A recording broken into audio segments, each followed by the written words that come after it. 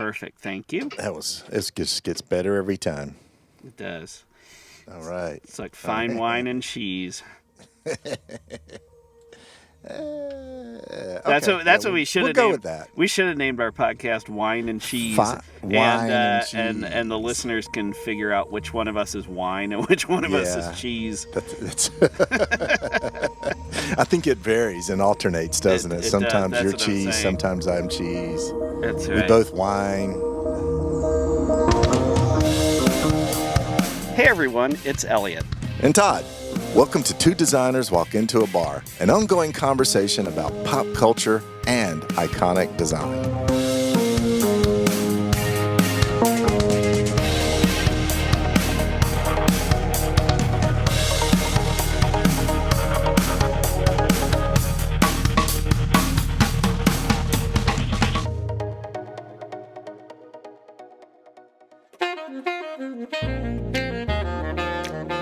Today we're going to take a step back in time and into a bar from the past as we rub elbows with the beats. We may be in Greenwich Village. We could be in North Beach. Wherever our bar is for you, it's home to the hippest cats and the coolest kittens. So ask the bartender for some reasonably priced Chianti, wave the cigarette smoke away from your face, and dig the crazy scene right alongside us here in the bar.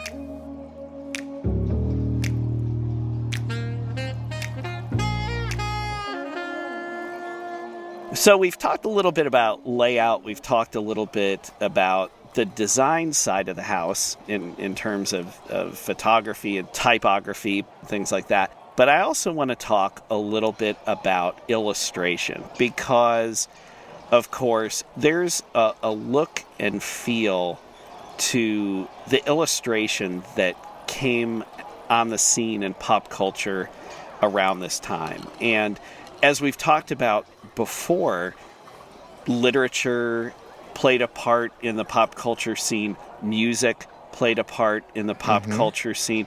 There were paintings, as we talked about, things like abstract expressionism. So there was this real melting pot of all these different influences that were going on. And I wanted to talk a little bit about illustration because I feel that mid-century illustration just has this certain look about it. Yeah. And it's definitely of its time, but I think it transcends its time as well because it definitely influences some things that are still going on today with some illustrators that to you and I as designers may be household names to us, but even for the general public, even though these people aren't household names, you know their work. You've seen their work. Yeah, you can pinpoint it. Yeah, the look and feel and the style. Yeah. And we'll, of course, have some examples of this on our episode page as well. But what I wanted to do was I wanted to get started with this episode today not talking about an illustrator. So, we were zigging, and I'm going to zag for a minute. But I promise I'll pull it together, Todd. I know we haven't done that to date, but hope springs eternal. I plan to do it with this episode, so I'm going to turn zag over a new on, my leaf. friend. All right. Zag on. So I want to talk about jazz pianist Mary Lou Williams for a moment. All right. Yeah, and you're thinking... I'm eager to know who this person is. So you're confused. I warned you. I told you I was going to zag, and here I am. I'm zagging, so hang on for dear life. Okay. I want to begin a bit before the beats in 1910, and that was the year that Mary Lou Williams was born. And I want to read a quick excerpt from a magazine called Copper Magazine, and that is there's a company called PS Audio, and they make audio gear. You might be able to guess that from their name. But they also put out a magazine, and it talks about different musicians and industry trends and things like this. So I found an article in this magazine about Mary Lou Williams and a little bit about her history. Mm-hmm. I'm going to read this. I'll read this straight. I'll read this. You're going to read this article to us. I'm going to read a couple paragraphs real quick as we jump into it. Okay. Considering that she wrote arrangements for Duke Ellington and mentored Thelonious Monk, these are names you and I have both heard of, general public has heard of too. Yeah. Jazz pianist and composer Mary Lou Williams should be much more famous than she is. So this is, again, why have we not heard of her? All right. She was also an outstanding player with a warm and almost liquid sound. And that's a great phrase. Yeah. This is a musician well worth getting to know. Okay. All right. So I mentioned 1910. So Williams was born Mary Scruggs in 1910, one of 11 siblings in an Atlanta family that moved to Pittsburgh when she was a child. Didn't have TV. That's true. By playing the piano at parties around her neighborhood, she brought badly needed money into the household. She landed a coveted spot touring on the Orpheum vaudeville circuit at the age of 12, and soon Ellington invited her to sit in on some of his gigs. So obviously she was pretty good. Yeah. If at age 12, Duke Ellington's inviting her on stage. Yeah. After she married saxophonist John Bearcat Williams, she took over. I wish I had a name that was an animal too. What animal would you? What's your spirit animal? I don't know. I think it would. I don't. Let me think about that. Okay, I'm going to read the rest of this while you're thinking. How about that? All right, good. Okay. All right. After she married saxophonist John Bearcat Williams, she took over leadership of her husband's band in Memphis so he could accept work out of town. Mm-hmm. They both ended up moving to Kansas City, Missouri. Remember where we took our trip? That's right. Kansas City, Home of the Missouri. Blues. That's right. To play with the Clouds of Joy, a group directed by Andy Kirk. Okay, one last paragraph as we wrap this up. All right. When her marriage split up, so, it's hard to be married to Bearcat, apparently. Yeah, evidently, yeah. Yeah. So when her marriage split up, she worked with Art Blakey, who we talked about before, in a band in Pittsburgh for a while before moving to New York. Much in demand, she faced mental health problems that prompted her to take a hiatus to devote herself to her faith and to charities, particularly helping substance-addicted musicians get back to work. Again, we've talked about this too, right? I imagine there was a lot of opportunity for that. Yeah, I would think in the jazz world. No shortage of work there. Her religious explorations led to the composition of several masses, one of which was choreographed by Alvin Ailey. So, no slouch. Yeah. A beloved music teacher at all levels, she continued to offer advice to fellow professionals and basic instruction to school children until her death in 1981. Dang. Okay, so there's two things that strike me about what you just read. One is, we should know her. She should be far more famous with all the influence that she had. And the second is, gosh, what a long career she had. Oh, it's amazing. Yeah, she was invited on stage at 12 by Duke Ellington. Yeah. So that would have been, for those of you like Todd and I who are bad at math, she was born in 1910 and she was playing with Duke Ellington at age 12. That would be 1922. Mm-hmm. And then she died in 1981. So 59 years later. That's career. Amazing. That's incredible. Her career spanned a very transitional time in terms of formats for records. We talked about this before. She started releasing music on 78s, and that's when an album was truly an album, as we talked about before. Then went to 45s, and then went to 33 1/3 LPs, right? Mm-hmm. So, you think about that 60-year arc and all of the transition that was happening. I mean, if you think about it, obviously you can buy her music on CD today and probably digital download and everything. But I mean, even in 81, that had also gone through 8 tracks, that had gone through cassettes, that had gone through the birth of the CD. I mean, so 6 different musical mediums. I mean, that's insane. Okay, pause. Yes. Pause. Yes. I appreciate learning about Mary Lou Williams. I thought we were talking about illustrators today. Okay. You're right. Okay. So I want to bring up another name. Okay. And this is someone who we're going to be talking about today. Have you ever heard of a gentleman named David Stone Martin? No. Should I? Is he related to Mary Lou Williams? Not directly, no. Okay. They were friends. So when she was recording her first album, And she was heading up what was known as the Mary Lou Williams Trio, and this was her first album, so it was also named the Mary Lou Williams Trio. And this came out in 1945 on Ash, and that's ASCH, Ash Records. Mm-hmm. She knew David Stone Martin, and she said, "Will you provide the artwork for my album?" Okay. He obliged. He did that for her. And this album is not really great in either design or illustration, in my opinion. Okay. We'll have an image of it on our episode page. All right. However, why is this a pivotal moment? Why am I? Why are we this talking up? about this? If it's So far it's dead end after dead end, right? And it's because this experience and this exposure to jazz, this kicked off a lifelong career for David Stone Martin in terms of his interest in jazz, and it flipped the switch, and he ended up doing hundreds of album designs for jazz labels. Okay. But it all began because of this friendship. So let's jump in and let's talk about that a little bit more. All right.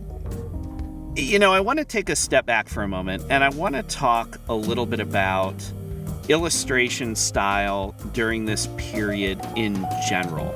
Because, Todd, I know I regard you as a design illustrator. You do as much illustration as you do design. And we've talked to several of our friends in our Bar Snacks episodes who are also illustrators as much as they're designers. And I think there's just this visual sensibility that's brought to the table when you have these folks who are these hybrid talents, if you will. I think there's just a more broad sensibility. And so we're definitely gonna, with this episode and our following episode, we're gonna definitely celebrate some of those folks.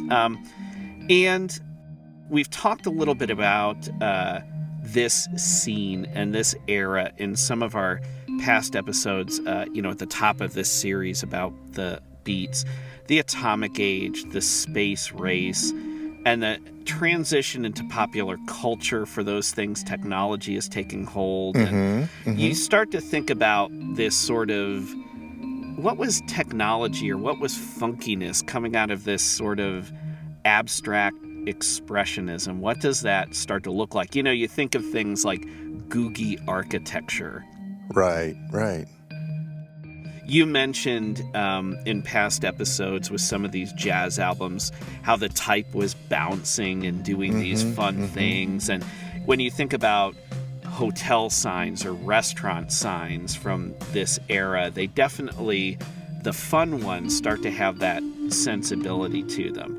And I think that carries over not only into the design work of these jazz albums, but also the sensibilities of the illustrations that appeared on these albums and were influenced by these albums. Because, of course, these folks didn't only illustrate jazz albums, they had a bunch of different things they were working on over the years. You think about, I would say, even our first love, Mad Magazine. Think about some of the illustration styles in Mad as that started to come of age in the 50s and 60s and things like that. So sort of in the scene or in the milieu of all of that, I want to start to talk about David Stone Martin a little bit, because he is definitely in this vein. And I think the style that he has is still very, very influential today. So who is this guy, aside from, of course, being friends with jazz musicians? That's right. He was born in Chicago in 1913 and went to the Art Institute of Chicago, graduated in the mid-30s, and came to New York in the early 40s. And he was already interested in jazz. As we mentioned, he was friends with pianist Mary Lou Williams, and I'll go ahead and say it. Todd, I know you love a scene. I do love a scene. I know you love a scandal. I love a scandal. You do. So I'm going to spill a little tea.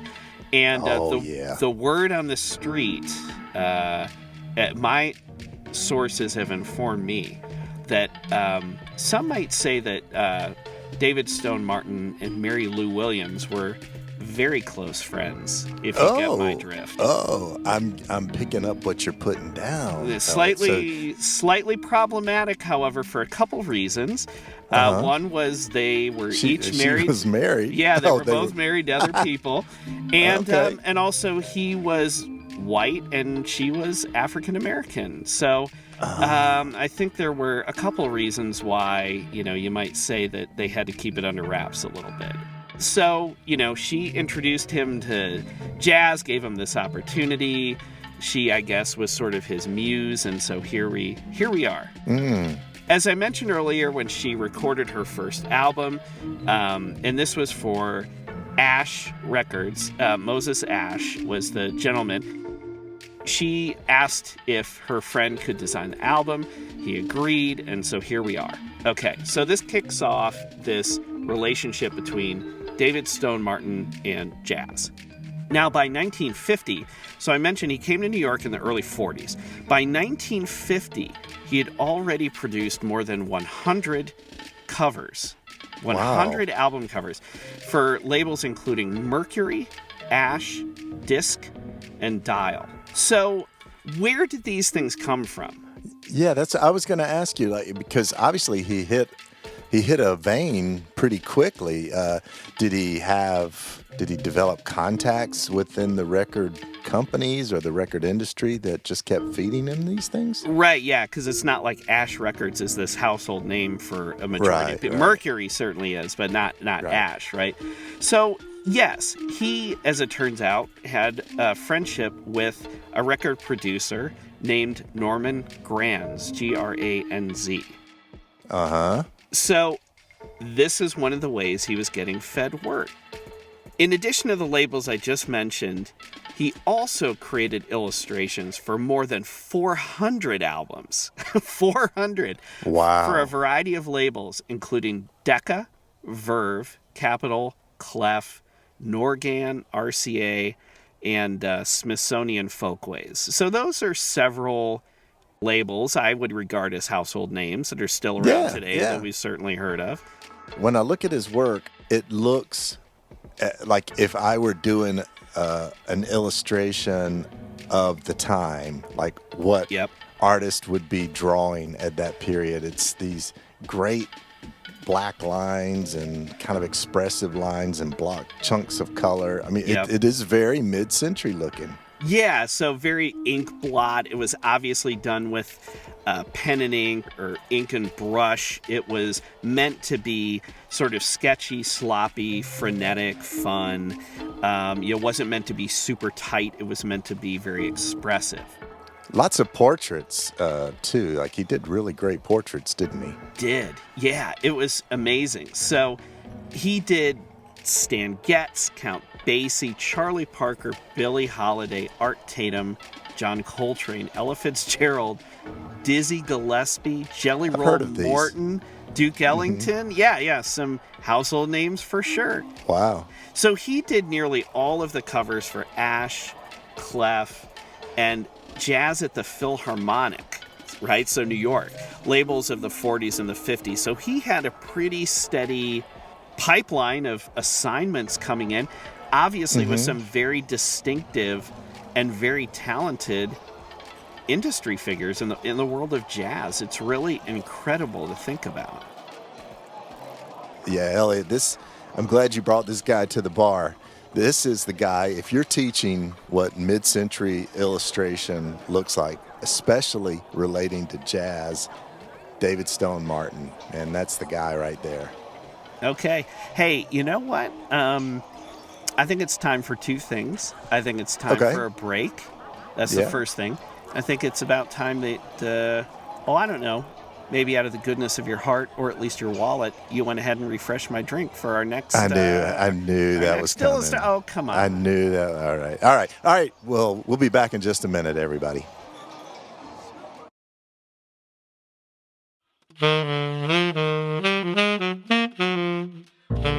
Hi. We want to take a moment to mention that if you're enjoying this episode, we have an archive of topics ranging from the Olympics to movie posters. Think Ghostbusters.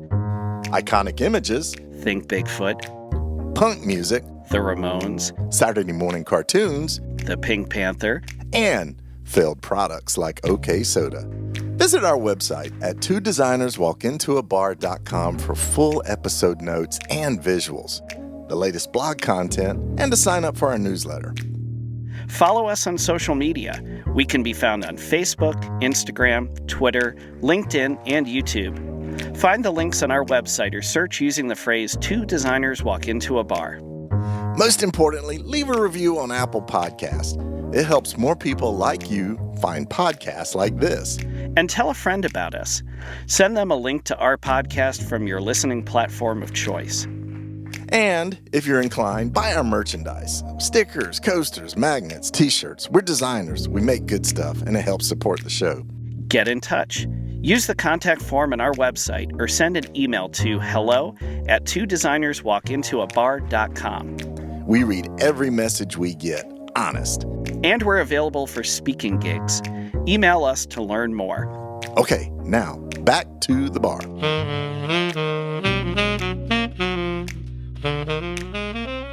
Kind of a silly question. Did he only do album covers, or did he do other? Did he only work in jazz, or did he do other stuff too? No, he did a bunch of other things. So, you've probably heard of a fellow from the 50s named William Golden, who worked for a broadcasting company, CBS, I believe. Yes. So the famous I, obviously he oversaw that, pun intended, I guess. But Martin didn't design that. But he did do many print ads for CBS during the 1950s, and we'll go ahead and find some of these and put them on the episode page. But he also expanded into illustration for magazines. As we talked about earlier, he didn't only do jazz albums. The folks we're going to be talking about did other things as well. So he did assignment work for Time, 17, the Saturday Evening Post, and other glossies from the 50s and the 60s that were sitting on everyone's coffee tables in their living rooms. This is wild because he literally was everywhere in the 50s, and the name was not well known to me, but he literally was everywhere during that time, and I think that's amazing. The work is really super great, and encourage our listeners to check out the episode page to see all these examples. He certainly is a prolific guy. Yes, 100%.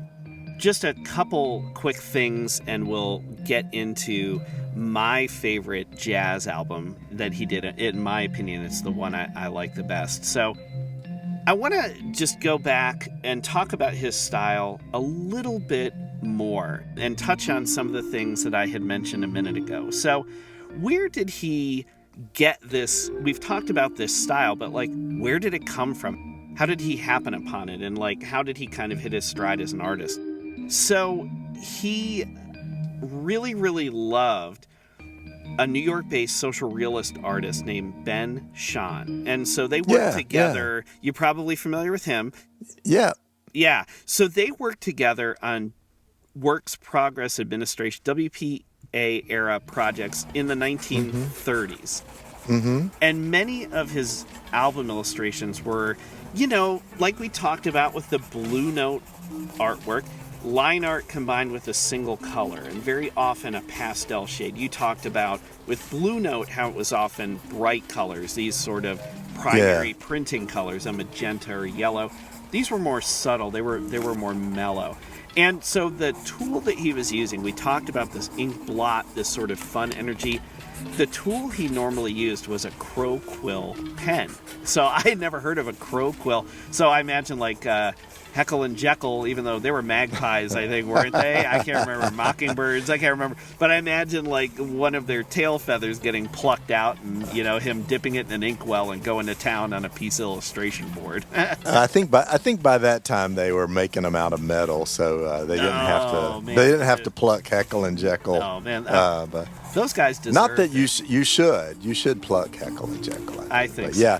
Okay, so that makes a lot of sense because the technique that a crow quill gives you, it can give you fine lines. It can give you bloody fat lines with pressure. So you can actually, it just looks more expressive. And, and it is prone to splotches and leaking, so that even adds more to the it gives life a character. 100%. Yeah. Oh, but anyway, you were talking about your favorite album of that time. Well, yeah. So remember I mentioned a moment ago that one of his clients was Jazz at the Philharmonic, right? But he also worked for Jazz at Lincoln Center, another fly-by-night outfit you may have heard of. They might be something one day. Yeah. So this was in the 60s and the 70s, and there ended up being an exhibition of his artwork there, and it was said in this exhibition that his work, quote, brilliantly evocative jazz covers for the Verve label and others at mid-century set the industry standard. Yeah. Martin sought visual equivalents of the music contained in the sleeves he illustrated. Iconic images instantly recognizable as modern jazz. So I think that we are on to something in terms of this line work and energy and what he was trying to zero in on with his work. And so where can someone find it now aside from the internet and aside from the album, which everybody is going to hop onto the internet and search for in just a moment when I reveal what it is? That's right. You can find his work at MoMA in New York and the Met in New York and at the Art Institute of Chicago. We mentioned this where he went to school. And the Smithsonian. So he's no slouch. No, that's right. And I'm looking at some now too, Elliot, and there's actually books of his artwork that if you are not going to the MoMA or the Smithsonian, you can actually get a book and take a look at it. You can. But before we do that, before everybody stops listening to the podcast and hops on Amazon, just one more reason for them to stop listening to the podcast. Hey, don't give any ideas. Oh, sorry. Let's jump in and let's talk about my favorite album that he worked on and why I like it so much.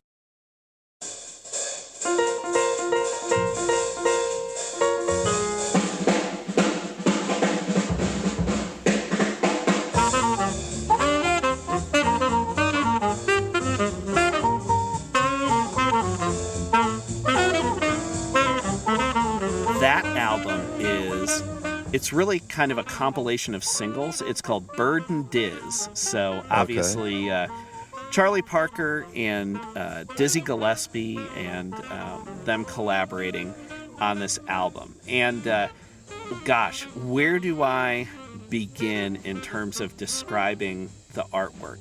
It's 3 colors, or I guess maybe like 3.5 colors. It's black, red, blue, and then the background is sort of this ink wash kind of gray that may or may not be a tint of the black.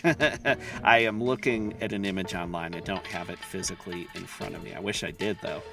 And it's tight, but it's loose at the same time. And I love how the saxophone and the trumpet are both these amazing instruments. That one is actually, the sax is a bird. In this case, it's perched on the edge. And there's one figure. It's a central figure. And I love how the trumpet divides the face vertically. So half is obviously Charlie Parker, half is obviously Dizzy Gillespie. And it's just so great because it's sort of loose, but it's also sort of, I don't know, cubist a little bit. Yeah, and the trumpet which is dividing the face, is pointing to the title at the top. So that brings your attention there. Yeah, absolutely. And the hand lettering in this is not to be missed. I love that there's certainly some set type running down the right-hand side that gives a credit to the producer for the album, Norman Granz, who we mentioned earlier, the producer, longtime patron. But I just love the hand-done lettering on this, these shapes, because it's echoing, of course, the shapes of the musical instruments. And it's Yeah. really fun and funky and bouncing. And even the label. So this was an album done for Mercury. And if you look in the lower left, it's a really fun, funky, like the letters just almost seem like they're alive, like they're dancing. Mm-hmm, mm-hmm. Or I could see some of the serifs starting to like bellow and move and start to pump out little blurts of sound themselves, especially the Y. It seems like it's its own sort of musical instrument. I mean, this is such a fun piece of art for me. So, can I talk for a minute about some that I really like? Because I'm looking at David Stone Martin's illustration while you were describing that, and there's a couple that I'm really digging for a lot of the same reasons. But I think it's clear that Dizzy Gillespie was really exciting this guy a lot because two of his other records. For Dizzy Gillespie Sextet and one called Roy and Diz are really both hot. Both use two color, black and red, and we'll post them so everyone can see. Yep. But I'm particularly drawn to the Roy and Diz one. It's mostly black line artwork and then a few spots of red, and I can't help but allude to Spy versus Spy on this album cover. And I have to bring it to the low brow when you're doing the high brow. This is a brilliant, this crazy intersection of all these lines, and it reminds me of Spy versus Spy, and it's beautiful. Well, I don't think that's a coincidence. Mad was in New York. This guy was working in New York. Certainly, Mad may be considered lowbrow by some, but you and I both know that these guys were actually very smart and very cultured. Absolutely. As much as they pretended not to be. And so I imagine that this artwork did not escape their glance. Even if it was only indirect, I'm sure it inspired what they were up to. All right, so I'm so glad you brought David Stone Martin to the bar, Elliot. This guy, he's a real deal. He's got the look of mid-century. If you were doing a course on teaching mid-century illustration and how crazy you can get with a crow quill pen, this is the guy that you would want there. I mean, he's just bringing it, right? He's just bringing it, and he's having a great time. I bet he's spent a little bit of time around the bar, too. Oh, I hope so. Yes, Todd, he can always be an honorary guest, I think, at our bar, for sure. All right, everybody. Thanks for listening. Check out some of our other episodes. Check out the episode notes, and we'll see you around here next time at the bar. All right. Take care, everybody.